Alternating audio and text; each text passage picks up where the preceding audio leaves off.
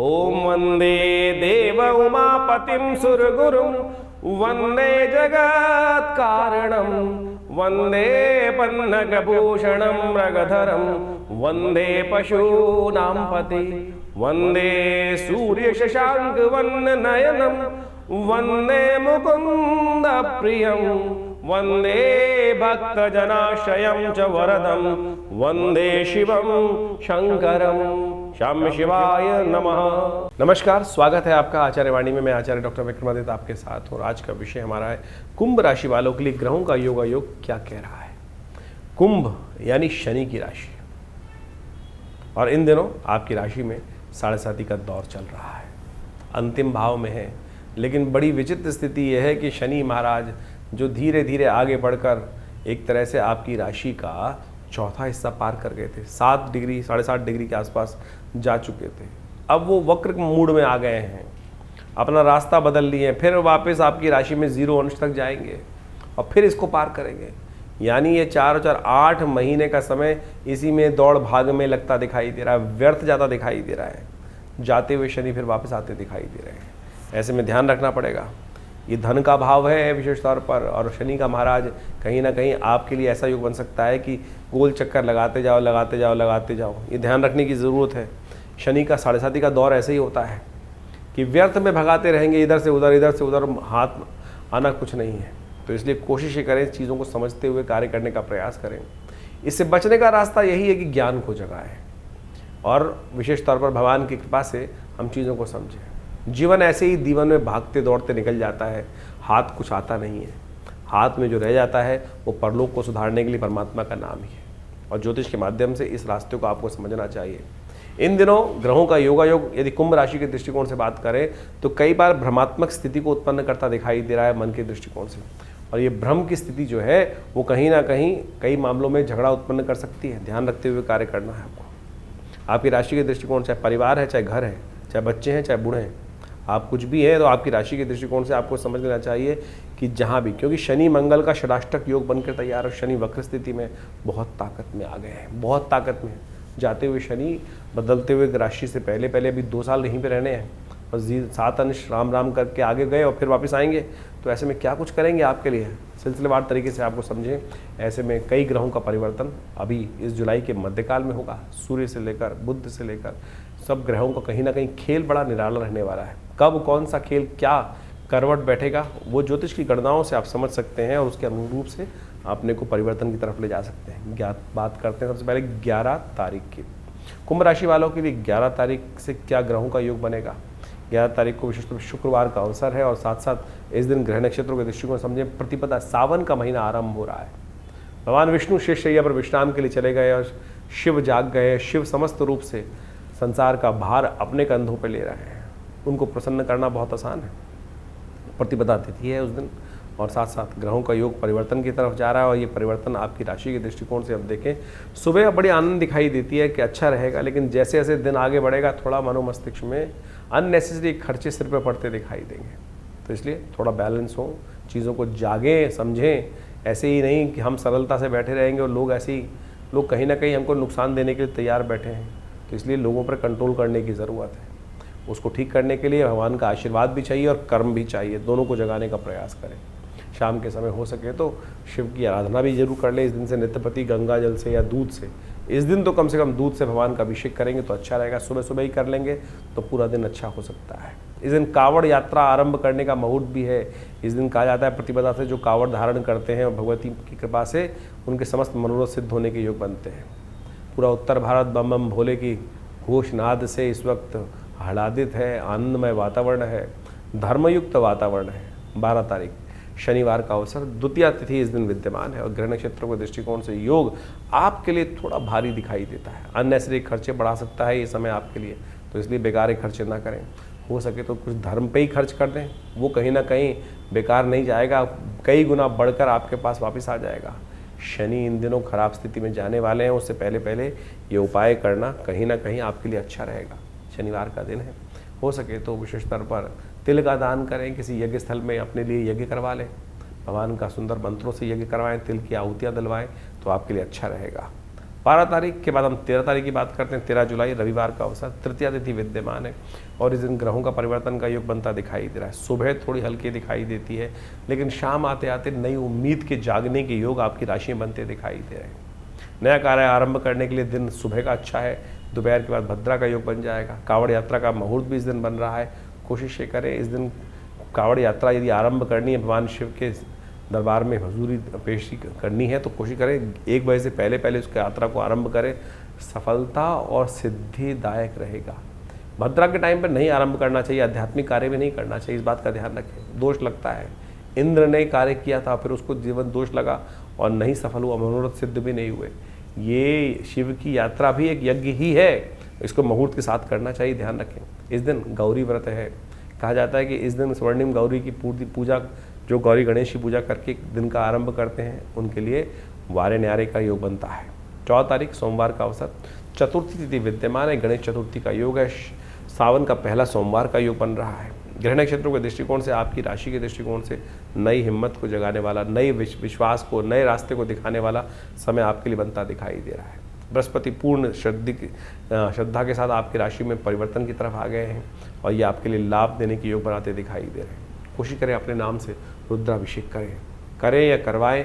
आश्रम पे बहुत बड़ी ये व्यवस्था रहेगी इस दिन। विवेकानंद योगाश्रम दिल्ली में पूरे सावन के महीने में 30 दिन तक लगातार नित्य प्रति रुद्राभिषेक का कार्यक्रम रहेगा।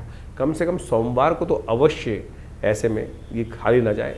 ये चारों सोमवार विशेष तौर पर अपने नाम से अवश्य भगवान का संकीर्तन करने का प्रयास करें। रुद्रात्मक यज्ञ होता है, अभिषेकात्मक यज्ञ का सहारा लें, चाहे दूध से चाहे घी से, अनेक इच्छाओं की पूर्ति के लिए।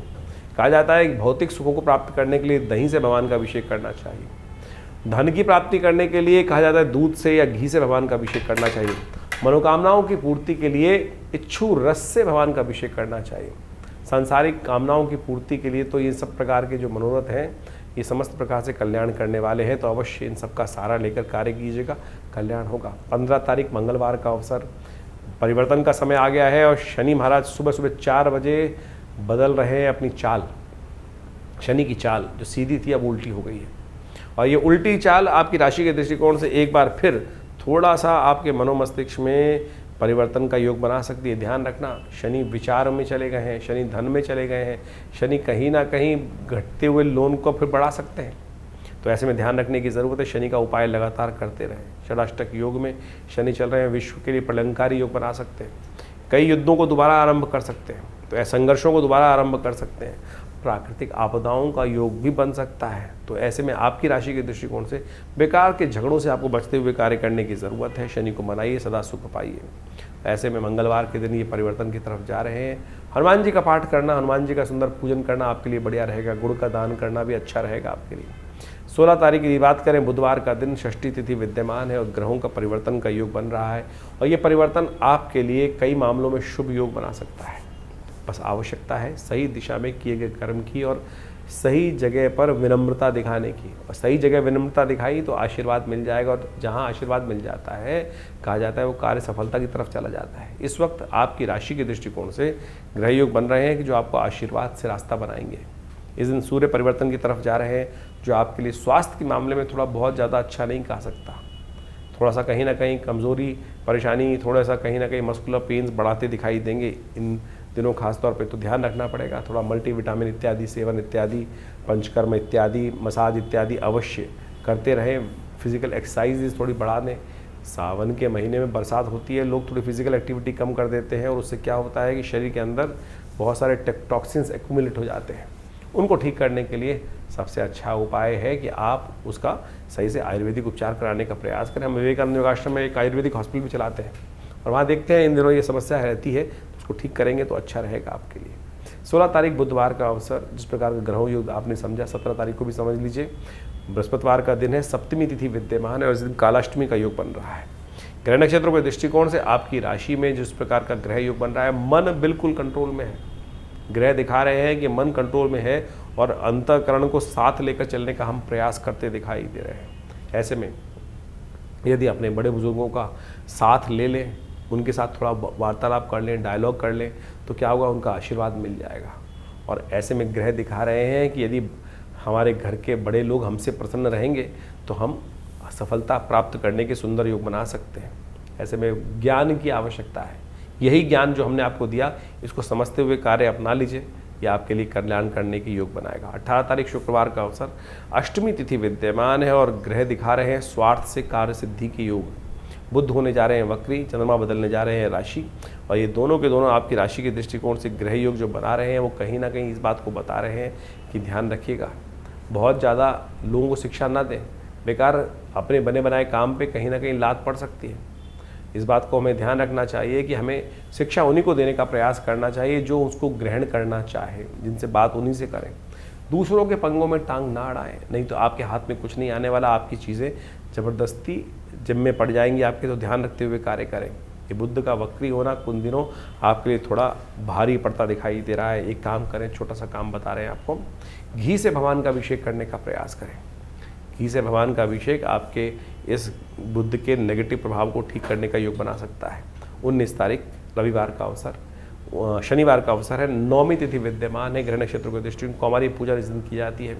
कहा जाता है कि सावन के कृष्ण पक्ष की नौमी के दिन जो भगवती दुर्गा की उपासना और कन्या पूजन करता है, उनके बहुत सारे अनिष्टों को दूर करने का योग बना लेता है। और इस वक्त आवश्यकता है कृपा की, क्योंकि शनि चल रहे हैं वक्री, 7:30 का चल रहा है टाइम, और ऐसे में आपके ग्रह साफ साफ दिखाते हैं कन्या आशीर्वाद लेकर जो कार्य करोगे भगवती कृपा से, उसमें कहीं ना कहीं आपके भगवान को प्रसन्न करने का रास्ता, शिव को प्रसन्न करने का रास्ता, सत्य को प्रसन्न करने का रास्ता अपने आप बन सकता है। 20 तारीख फिर ग्रह परिवर्तन की तरफ जा रहे हैं, और ये परिवर्तन आपके लिए राजयोग का निर्माण कर रहा है, शुभ का निर्माण कर रहा है। शक्ति अच्छी दिखाई दे रहा है, बड़े लोगों का सहयोग आपको प्राप्त हो सकता है। श्रद्धा के साथ काम कीजिए, कल्याण होगा। तो इस प्रकार से सावन के आरंभ काल में ग्रहों की गणना आपके समक्ष हमने रखी।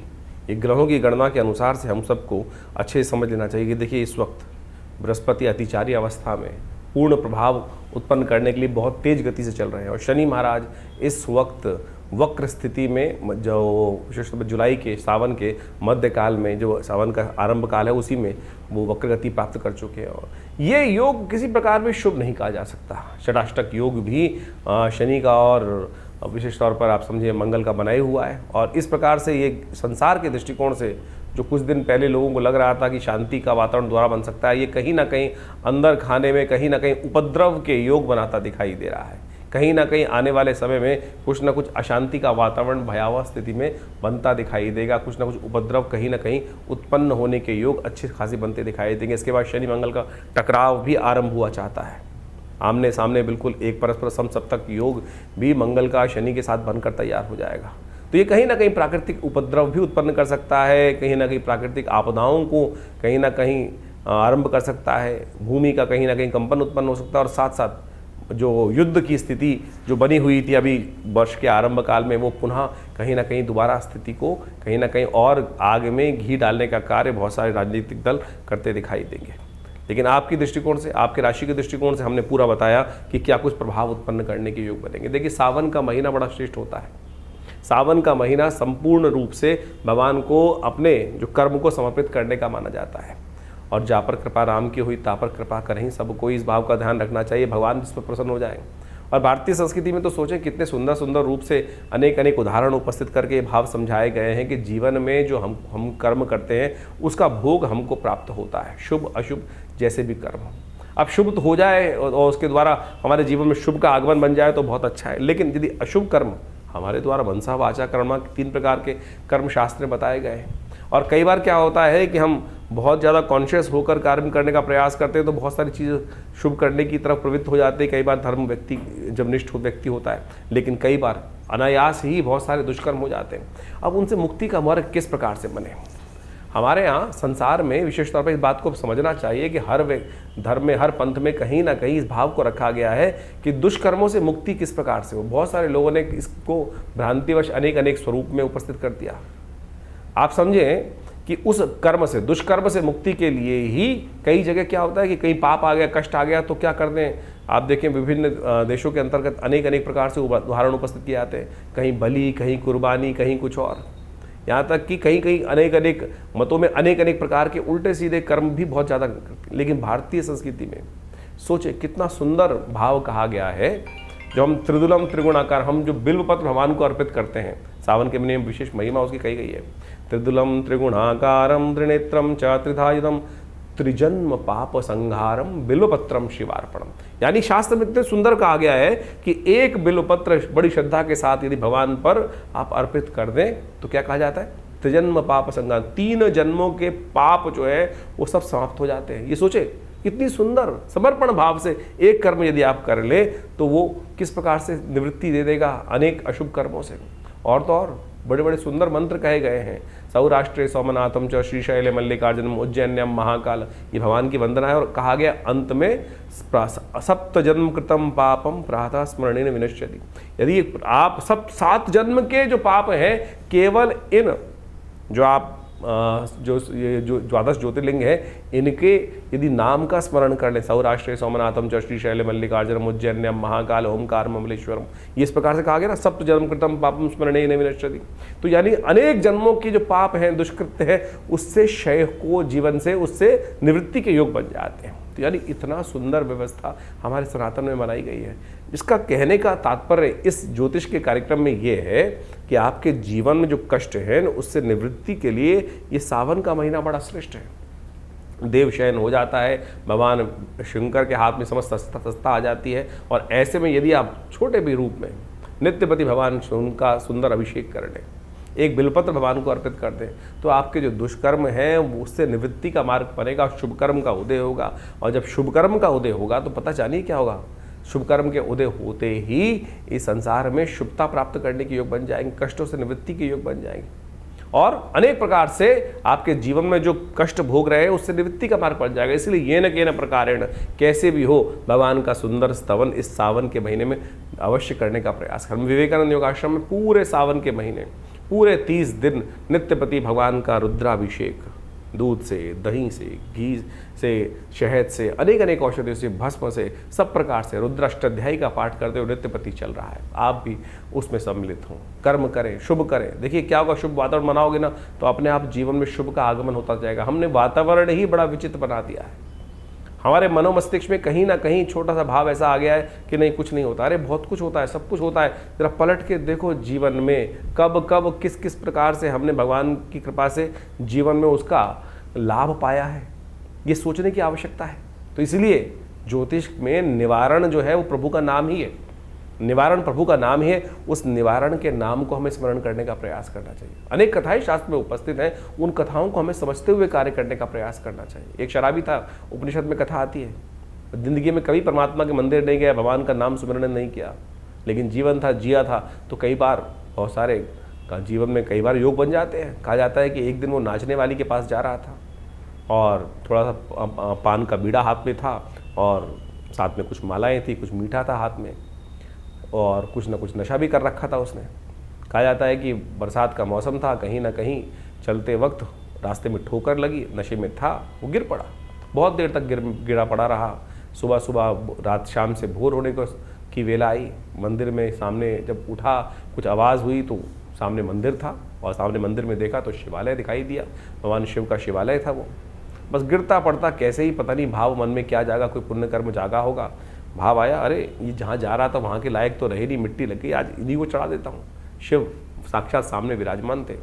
गया और उस शिवलिंग पर वही पान का बीड़ा, मिट्टी लगा हुआ, मिट्टी लगी हुई माला भगवान को अर्पित कर दी और मंत्र जो टूटा फूटा याद था, कहीं सुन रखा था, ओम नमः शिवाय, और वही सुनते हुए वहीं भगवान पर अर्पित कर दिया वो सब सामग्री, उस मंत्र का उच्चारण करते हुए।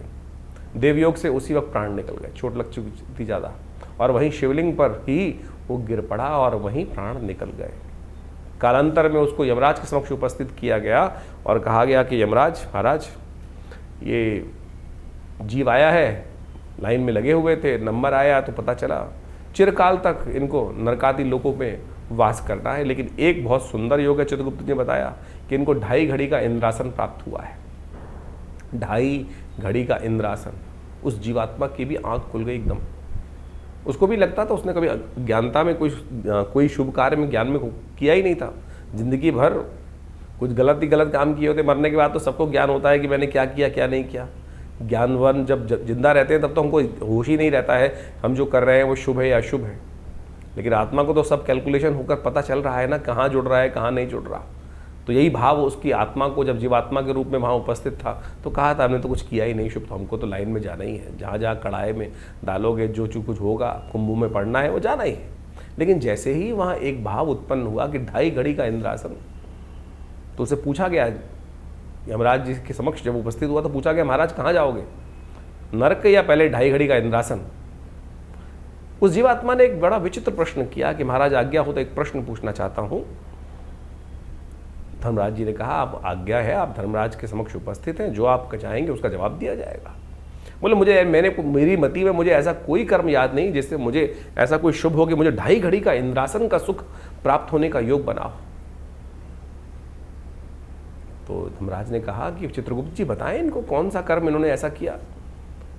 तो कहा महाराज इन्होंने एक मरते वक्त अंतिम में सांस लेते हुए भगवान पर इस प्रकार से इस अवस्था में मनसः वाचा कर्मणा, तीनों रूप में इस संसार से निवृत्त होकर भगवान के श्री चरण में समर्पित होते हुए प्राण को त्यागे और इस भाव से उन्होंने सब कुछ अपना संपूर्ण भगवान को समर्पण कर दिया। तो बताया गया भाई ये कर्म आपने किया, इसी कारण से, इस छोटे से कर्म के कारण से आपको 2.5 घड़ी का इंद्रासन प्राप्त हुआ है।